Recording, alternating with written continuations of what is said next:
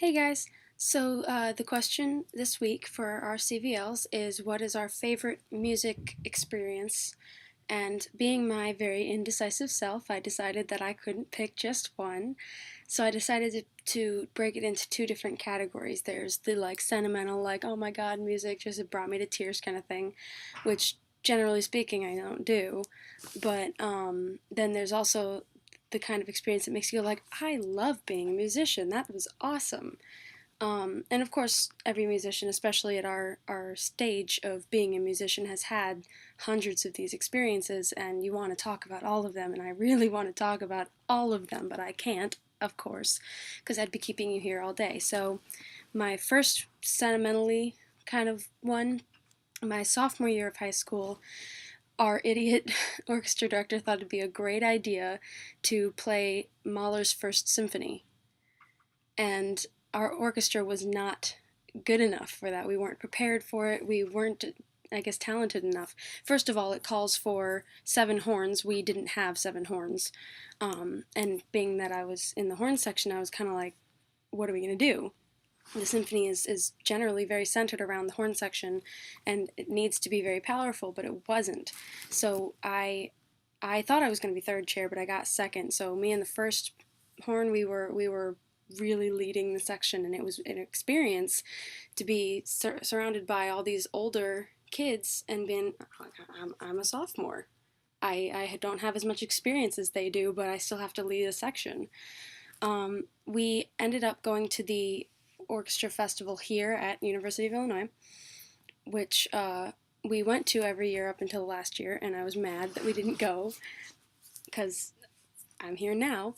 But we were playing in the concert hall, and we got to a part near the end because the first we only played the first movement, but the first movement's about 20 minutes long, and maybe 15 minutes into the piece, there's this really loud epic part where all the strings come together and they're coming and we're blasting it in the back, and finally then we play this huge melodic part where the motif comes back, and it was I lost it a bit. I never lose it when it comes to music.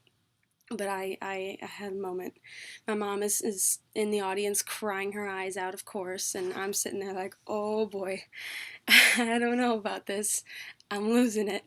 Um, and to this day, I have the recording of when we played it in Cranert, and I still get a little teary eyed at that part. It still gets to me because it was such an emotional experience because of all the work we had had to put into it because we were not ready for that. But we still pulled it off, and it worked. And I was very proud of that.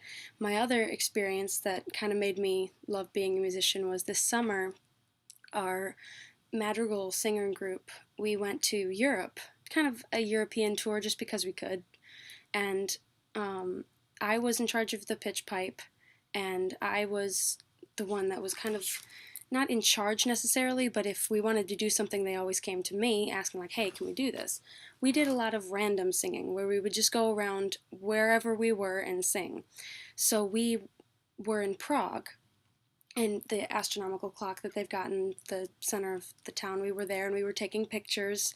We got the whole group together, and we were linking arms, and then this random guy comes over and like gets in our picture, and we're like, what are you doing? He's like, I just wanted to photobomb you, I guess, and we thought it was very funny. So we let him in the picture. We took some pictures with him thinking it was very funny, and then I kind of looked at everybody and I was like, let's go sing him a song.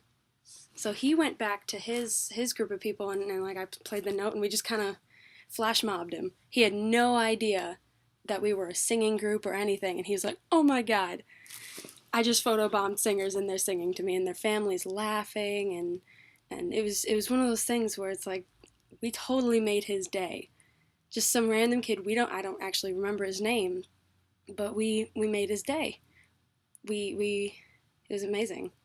And I love that I can do that. I love that I can just kind of turn someone's day around. It could have been anybody, but just the fact that we can do that was amazing. So those are my stories. This took a lot longer than I thought it would to tell stories. I'm very bad at telling stories. So I'll see you guys next week. Bye.